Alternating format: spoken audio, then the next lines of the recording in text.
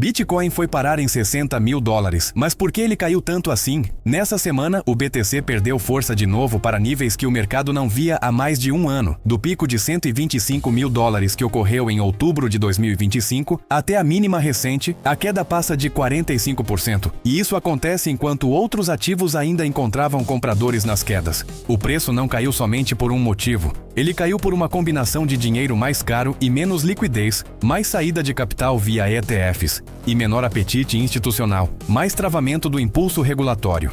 A virada da semana ganhou tração com a notícia de que Trump indicaria Kevin Warsh para o Fed. Warsh é visto como alguém que tolera juros reais mais altos e um Fed menor, o que pesa em ativos de risco. Quando o dinheiro fica caro, a alavancagem custa mais, investidores exigem mais prêmio de risco, a régua de valuation fica mais dura. As criptos sentem isso primeiro porque é o ativo mais sensível à liquidez. A queda não fica organizada, ela vira mecânica. O preço cai, a margem estoura, a posição é zerada e o preço cai mais. Isso explica por que movimentos aceleram do nada. Na última semana, houve mais de 3 bilhões em liquidações de posições compradas no mercado de cripto. Isso não é opinião, é o tipo de número que mostra a desalavancagem acontecendo. Um dos maiores freios recentes tem sido o fluxo dos ETFs spot nos Estados Unidos. Quando o ETF sangra, ele vira venda recorrente no mercado. Segundo análise citando Deutsche Bank, os ETFs spot viram mais de 7 bilhões em saídas em novembro, 2 bilhões em dezembro e mais de 3 bilhões em janeiro. Isso é o dinheiro grade saindo do jogo. Bloomberg descreveu o momento como crise de fé. Menos narrativa, mais gestão de risco, a lógica vira prefiro ficar líquido do que provar uma tese agora. Parte do rally anterior veio de expectativa de regras mais claras, mas o avanço da Lei Clarity ficou travado no Congresso por meses, desenvolvendo volatilidade e incerteza.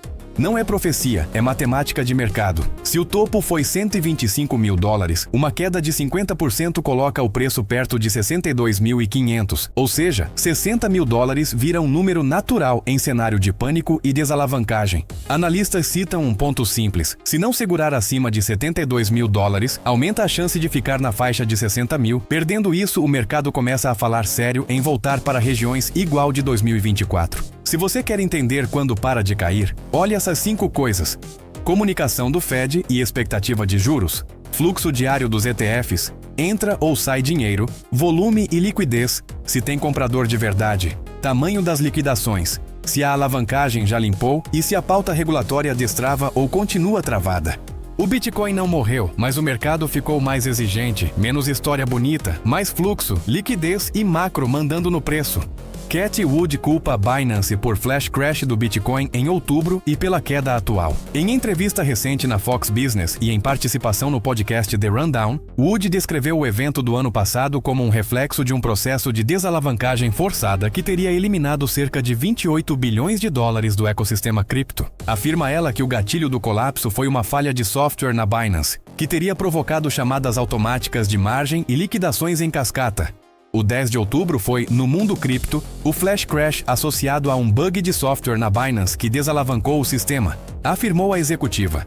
As vendas realizadas por Vitalik Buterin reabrem o debate sobre a direção financeira da rede. Ele vendeu quase 3 mil Ethereum por cerca de 6,6 milhões de dólares, de acordo com dados da blockchain, reacendendo o debate no mercado. As vendas fazem parte de um plano anterior de austeridade e financiamento da Fundação Ethereum, destinado a projetos de longo prazo nas áreas de infraestrutura, privacidade e governança. Essa mudança não reflete uma perda de confiança no ativo, mas sim uma estratégia de sustentabilidade que pode gerar volatilidade no curto prazo.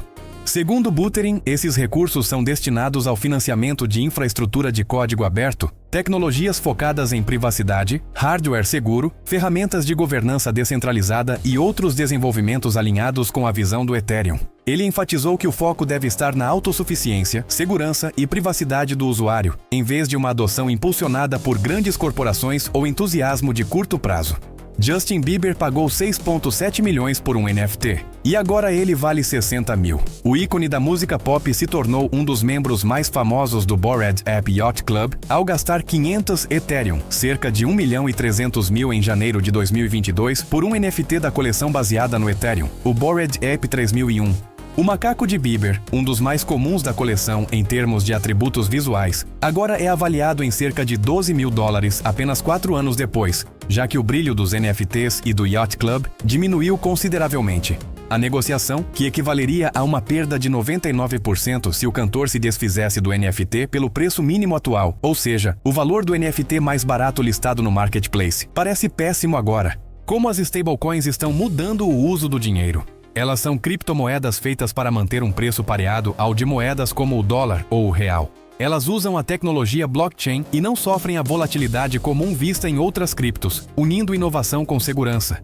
Essa classe de ativos tem se tornado cada vez mais popular, e em 2026 bateu um recorde. Mais de 10 trilhões de dólares foram movimentados com stablecoins via redes blockchain. Além de ajudarem a proteger o patrimônio contra as variações dos criptoativos e câmbio, elas também são usadas para fazer pagamentos internacionais, negociar ativos digitais e servir como base para aplicações financeiras descentralizadas chamados de DeFi. Essas foram as principais notícias de hoje. Não se esqueça de se inscrever no canal e deixar o seu like. Até o próximo vídeo.